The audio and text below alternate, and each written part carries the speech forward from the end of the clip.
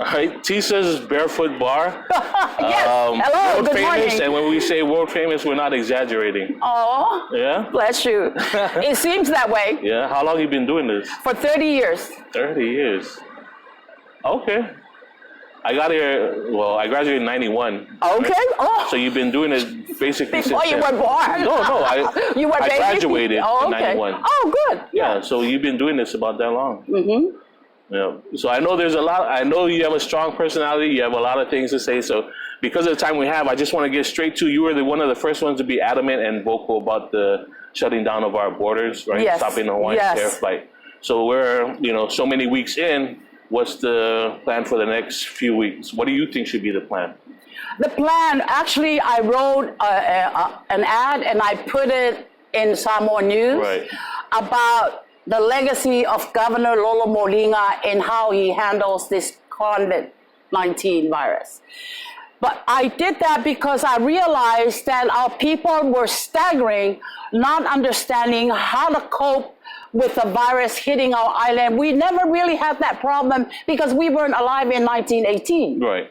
So we couldn't really bring out emotions about what happened then. We can only talk about what we see and read in the books. Well, that's true for a lot of things, because there's a lot of people that, they basically forget what 9/11 was, and that was just so many years ago. It's just a matter of when time passes and people forget. But when it comes to our shores, that's when we are now confronted with a situation these generations, including mine, have never really witnessed. Right. I mean, I was born. I don't think anybody's witnessed this. Well, I was born after World War II. Yeah. But World War II was another big thing because all the indigenous people of this land were gathered and put away when the military had martial law and took over this island for the World War II. That was a very big event that happened on this island. And so my parents remember that so well. This virus here, it was a reminder. I can't help but feel like it was God's way to remind us about who we are, how to take care of ourselves, how to prepare ourselves for the rest of our journey, because we somehow got lost in some foreign culture all these years since, 2 generations now. Yeah. For 2 generations, we have been chasing a dream foreign to the Samoa. And so today, after that ad came out, I noticed the Pulenu'us. I noticed the Samoan affairs are more active. The Pulenu'us are more active. The governor is active. The chiefs are active. Mm. That tells me that when we burn our finger, we're reaching for the Iofi, and that's the Iofi we reach for, because we realize it's the only true approach that we know works. It worked for our generation for 3,000 years, is to listen to that one voice. And that voice is a voice of a good leader, and that leader is a chief in each village. So if you were a leader, we're May 2nd, I think. Yes, yes. So what are we going to do in the next 2 weeks, 3 weeks? The governor shut it down again until the June the 1st, right, the coronavirus. I personally feel like we must figure that out on our own, what we should be doing for ourselves. We're a little island that... individually to be... No, the people of American Samoan leaders. Right. Because it goes back to the village where the people congregate. When it's all said and done, we go back to our villages, and that's where it begins. Those chiefs need to seriously sit down and decide, what are we going to do? Because the population is in there.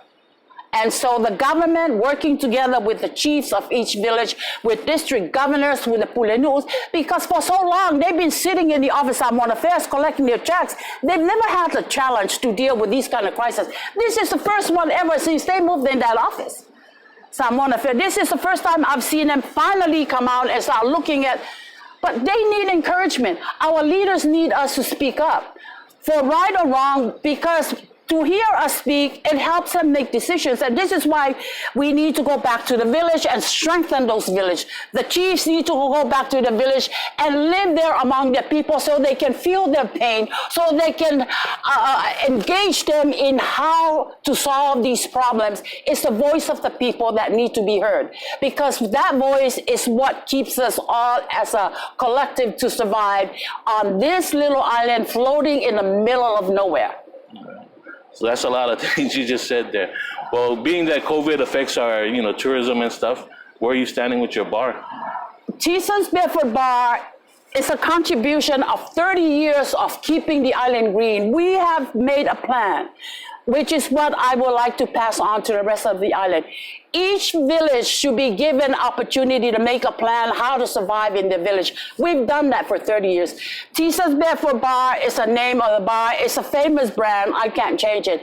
But really, what it is, we did the conservation, reserve all the marine sanctuary. This is our plantation here. Well, you think it's probably an advantage that it's a smaller village than opposed to like Pango and stuff? No, we cannot follow the American system. It's not necessarily American. It's just right. Like when you have a small village, you have maybe a few leaders compared to if you go to somewhere in Mangua, there's a lot of chiefs, a lot of families, so you probably don't get that much done, until you get that consensus, which, sometimes depending on what it is, they're talking about, it's not going to move or it's going to move really slowly. It's strengthening the core of the Fa'amuli in the village and village government. That will only way we can survive, because we are a people who have survived all these disasters for 3,000 years. America is less than 300 years old.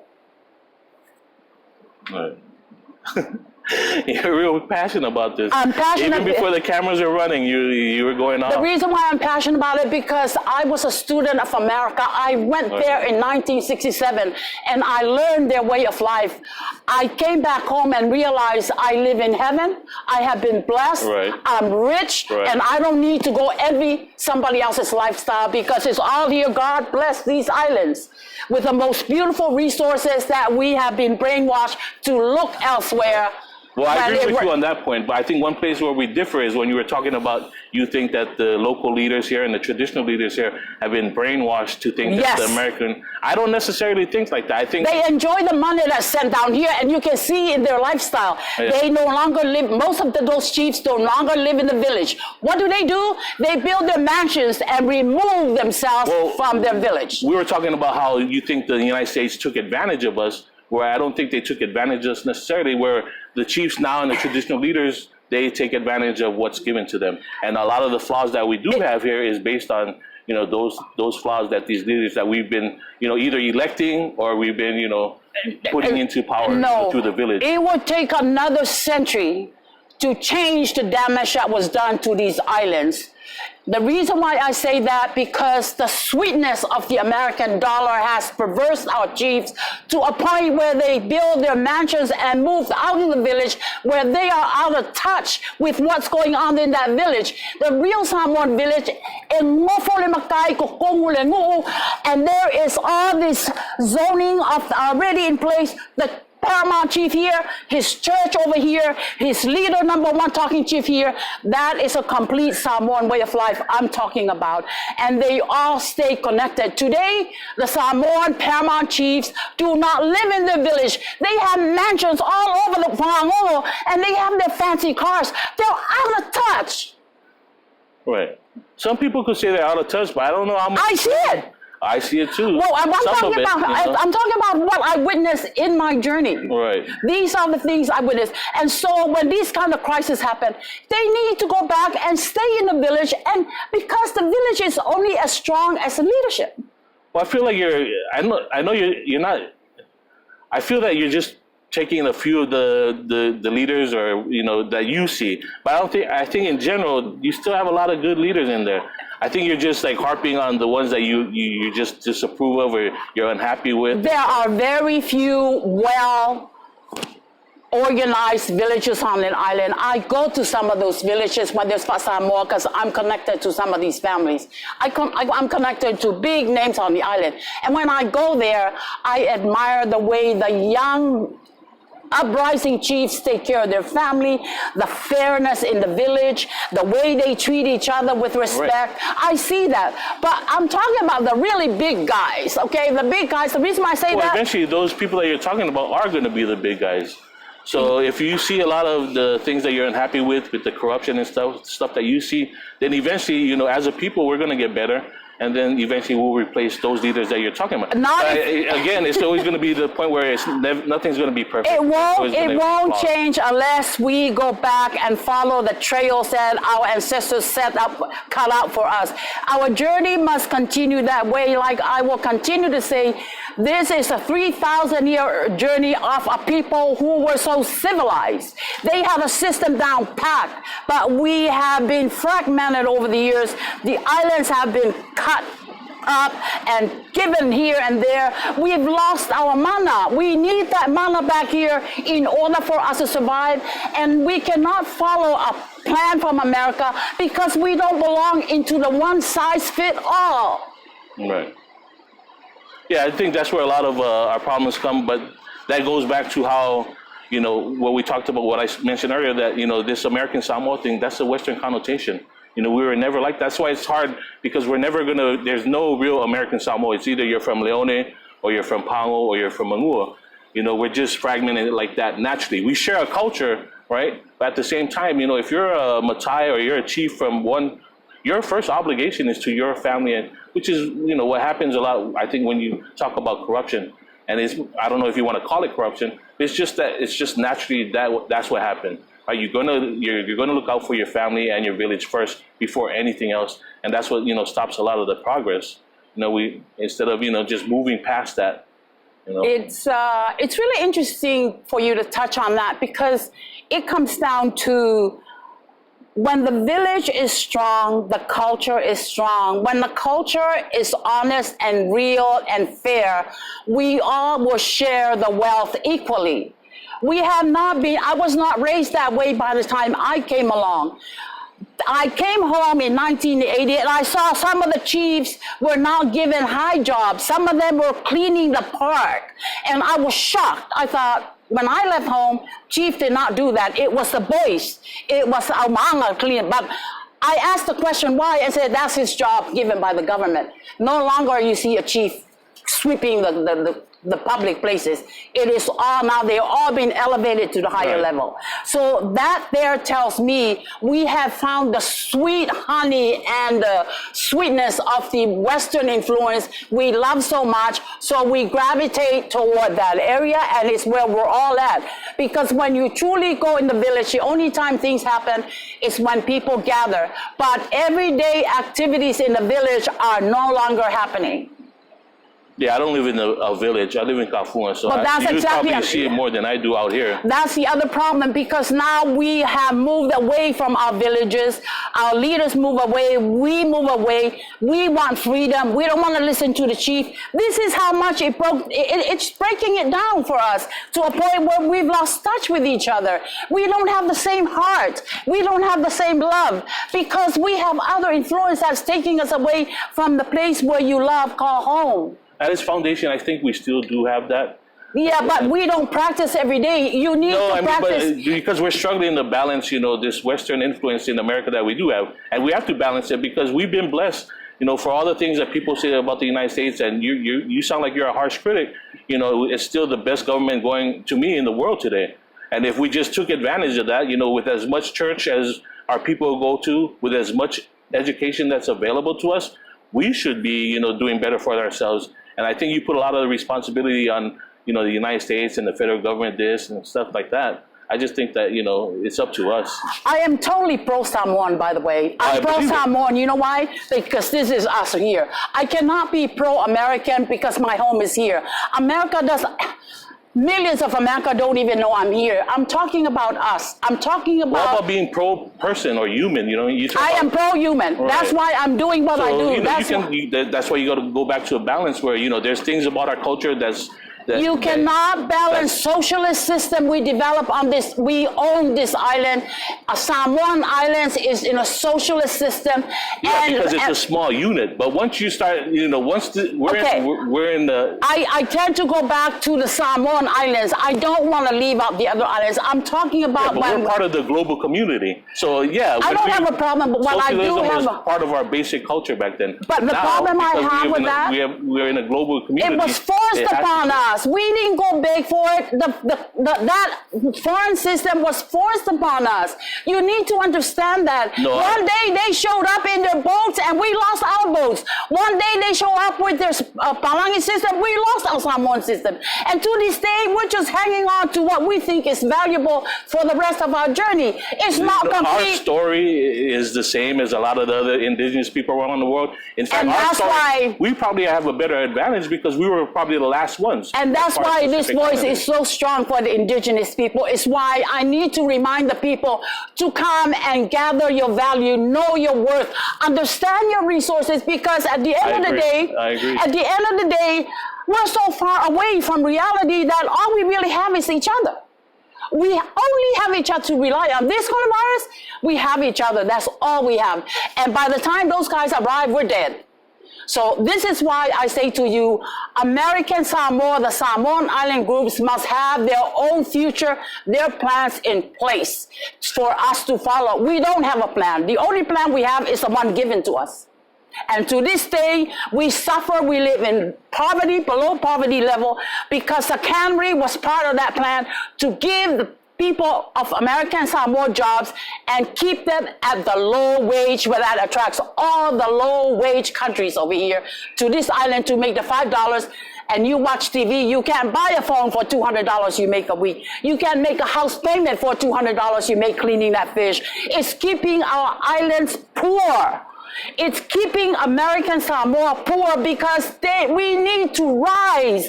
We need to look at resources. We need to come up with an economic plan for you guys, for your generation, for your grandkids. At the moment, we're following a dead plan. Fishing is not sustainable. We show that. Well, there's a lot to get into, but like I said, there's things we agree upon and things we differ on. That's fine. It's okay to be different. That's why these Kalangwanga is really important, because you get to see other people's point of view. Right. And I appreciate your point of view, because you don't have the same point of view as a lot of other traditional leaders and government leaders. You know, the one thing I'm going to tell you, when I was a young girl, my grandmother, who was the daughter of the first missionaries from Manua that were sent to do the work of the church. Wait, can you repeat that again? Yeah. Your mother was the what? My grandmother came from Manua. She was the daughter of the first missionaries that were sent off to deliver the message of London Missionary Society. Right. For me, she told me over and over again when I was a young girl, she said, do not trust the Palangi. They're evil people. That's what she told me. And I know why, because when I go back and read her story and what happened to them, the way they were abused, and those guys with their guns shooting at the local people. Even in Upolu, I mean, Uncle Polo told me they were hiding by the trees when they came with their ship and just line up and then start shooting randomly at the natives. These are the stories passed on to me by people that love me. And so I can't make up anything. These are the words of wisdom of a 3,000-year-old travel of my ancestors that I want to follow and pay attention and base notes on that and pass it on to you, that at the end of the day, you can't put all your guts down and think it's going to be okay. You still have a duty and responsibility to take care of yourself, answer to your children, your grandchildren, your village, your church, and American Samoa. Okay. I'm glad I came out here, Tisa. I'm glad. So 2020, you're passing on 2020 as far as running? I want to run, but I realize that my job is to do exactly what I'm doing here with you today. Bring the people up to the level where we need to reassess where our journey is going. Right. Because the journey of these islands, even I reach for Polu Kasas, I'm proud to say that's where we came from. That's where people, Tutuila basically. That's right. Right. And I never want to say, oh, no. We were one Samoan island group. That's us. Tutuila and Upolu. Manua was the kingdom of Tumanua. Right. I belong over there. All right. Yeah, because, like you said, you had a lot of family and stuff that, passed down stories.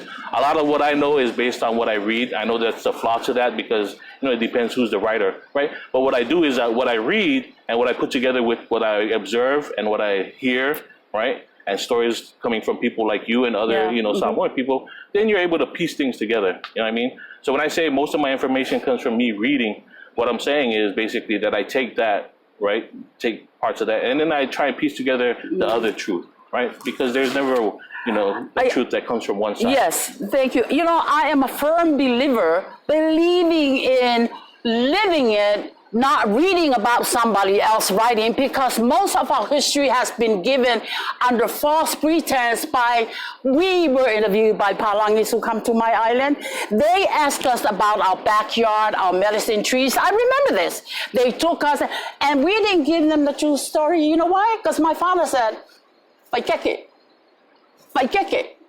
Don't give all your valuable, your messina away." And this is why I'm sure a lot of indigenous people, like the natives in America, the Hawaiians, all indigenous people, when they were eventually invaded and colonized, I'm sure they all had the same same thing that they said to, they tried to pass down. And I don't know where you reconcile where, this is just something that, was eventually going to happen, These things are happening. World crisis in the planet Earth is going to happen. We have no control over that. Well, I'm talking about the relationship between, us and, Western society. It is up to the people, because at the end of the day, most of the population is gone. Only 55,000 here, maybe 30,000 people that truly belong to Tutuila Island live here. And the reason why I mention this, because I want the Samoan people, landowners of Tutuila, to understand when they go on my Facebook and it runs like viral with everything I do, and they keep telling me it's beautiful. I said, yes, you came from heaven and this is your heaven. You need to come back to it. You think it's for everyone? I'm one of those that think, you know what? You just need to educate the people and then send them out. Somebody once told me, Ireland's biggest export was Irish people. Yeah. And I think that should be the same way. I think we should give our people the tools so that when they decide to leave off island, they can handle off island and, thrive off island. I don't necessarily think everybody needs to live here. This is good. This is good. But guess what? When you look around, I will tell you this. In the last 10 years, from Tula to the end of the island, all indigenous people stores have been closed and taken over by foreigners. Right now, it's happening in Upolu, and at the very moment, if I count how many Tutuila people are here, they're not here to decide for their land. I live in a big village as land ownership is private. But I can tell you, if I was not here, if I was hungry like the rest of the chiefs, I would be doing under the table deals and sell land, because that's what's happened to most Tutuila people. I talk to these people. They bring their grievance to me, say, "Tisa, my auntie sold all the land when we were away. They come home, it's not there." This is what's wrong, because the value of their land is worth millions. That job up there is not worth millions. Yeah, it's just a matter of making sure that the people that do stay behind do it the right way, so that you always have a place to come home to. Yeah, because it's too sweet and the attraction. I got to tell you something. The mass media of America has really got the world thinking that they're the best. It's all about marketing. I think we are the best. When America I remember I was in the media in America, and I remembered how they start selling America in the 60s, especially over here in Hawaii. They had hula dollars, and they pushed Hawaii. Go to the gas station in California and San Diego, get your gas full of your car full of gas, and then you get a ticket to win a trip to Hawaii. That was a selling of Hawaii, and Hawaii today is suffering. That was in the 60s. It's why I'm really cautious. I don't want us to lose sight of our resources. And you go to America, I learned something. I was also in real estate. The rich people live on the beach. The poor people are just all in the little circle area there in the flat area somewhere where they develop urban communities for the low-income people.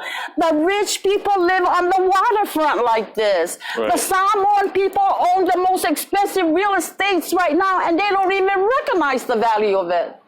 I agree with you on that, because there's a lot of development that I see, and I don't know who decides on the zoning laws. I just think that we waste a lot of the property that we do have. But that's another issue. Same thing with the polo. When I see polo people come here and I go there and I look at their land, it's like, oh God, oh. And how I would love to have flat land to Tutuila so I can have a cattle ranch like my mom's family. And I go there, and I'm like, what the heck? What? These guys are rich. Because farmers are rich people. We came up from a farming family. We live well because of farming. Right. We didn't have to go to America. My father could have gone to America, but he decided he was going to farm this land and put all these kids in private school. Right. Another story.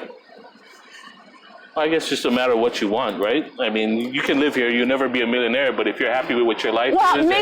millions are in the land, not in a unsustainable... Well, millions are in the life, I would probably say that. Because, I don't know about that. Yeah? Because it's not sustainable. Everything I talk about today is about keeping it green and sustainable. Right. Okay? We know it's not sustainable because America is falling apart right now. That's how you know it's not sustainable. It's over, it's finished, end of the story. Well, I'm sure there's a lot of story to tell left, but... Mauma! Oh, man. I wish we had a beer. I had a beer earlier before I came and see you. Next time, huh? Yeah. Yeah? You could have brought it because I'm actually You're the shut down. Yeah? We shut it down because I don't... that means you wouldn't have to charge me then. It'd have to be... No, I don't charge you for anything. The reason why I shut it down because we cater to tourists. And Right. I don't want to be rude when they show up and tell them no. Right. So it's best that they know before they even come to Tisa's because I value my life. Right. I value this island. And you guys need me to be around a little longer. I know I do. You make things interesting on it. You need my voice. You didn't even want to come do the interview indoors because you're worried about the COVID. You'd rather be out there Right. in the fresh air and stuff. Because it's real. This is real. This Right. is Samoan. This is me. I live it. I don't pretend. I Right. live it. And that's what we need to live it and own it. Samoan people need to own it. We're not owning it. We're owning something that's not even ours. Oh my God, how scary is that? I agree with that part. There's a lot of us living something that, Because it falls apart. No? Eventually, it falls apart. We know. I'm watching America falling apart. None of the stuff they've been doing over there is sustainable because they need laborers. I'm And sure they- 200 years ago in America, there was somebody saying the same thing about... Well, I don't want to think right about now. 200 years because Well, I'm just saying that, there are slaughtered always indigenous people. I don't even, when we go back 200 years, all I see, my grandkids' grandparents were slaughtered under the Trail of Tears. It just breaks my heart. I tell you these things because I'm not imagining them. I'm not reading about them. It's passed on to me and I pass it on to you. Right. But you know what the thing is, without those tragedies and stuff, those are the kind of things that America was built on, for better or worse. Yeah. Like I said, to The me, blood there has of to the be... indigenous people. Yeah, off of the slaves, off of Yeah. the natives and stuff. So, that's It's just... ugly. It's ugly, but that's just, I think just the way of the world and stuff. Well, So this is you why don't get to America is be- falling apart. As far as I'm concerned, it's falling apart because there's blood in their hands. There's blood in every civilization. You know what? Yeah. I say, well, and we also saw Atlantis is down at the bottom of the ocean. That's what we know. Well, that's a whole different conversation. No, it's not. Because you're talking about every civilization. Yeah, that's why Atlantis is down in the middle of the sea. You're talking about yes, that's a good example. No, I'm just saying that, there's a lot of bad things that happen in order for you to be... And the Atlantis is a classic example. Yeah. The Egyptian, the smartest people, the most civilized people in the planet, according to history, they lost everything. And it's not going to, I won't say it doesn't happen to a 200-year-old plus government country as young as America. We'll end on that. And then I hope you invite us back and... Oh, I love to talk about this. We can talk some more and hang out. Thank you, Ed. It's wonderful to be able to share my heart with our people. It's wonderful to be able to tell you how I really feel about us, about our survival, our intelligence, our culture, and owning that. Again, it's one of the most important values I want to instill into our people. From here, the Samoan Islands, or Ngu'u Samoa, the center of the heart. Samoa, that's the one I go to. I don't go anywhere else. I stay with the Sacred Center. Well, I'd love to give you a hug and kiss, but we'll just go with the fist bump while we're in COVID. Thank you, Ed. Thank you very much. I hope I'm very passionate about these things. I knew that coming in. I was like worried you probably did take over the interview, but that's fine with me.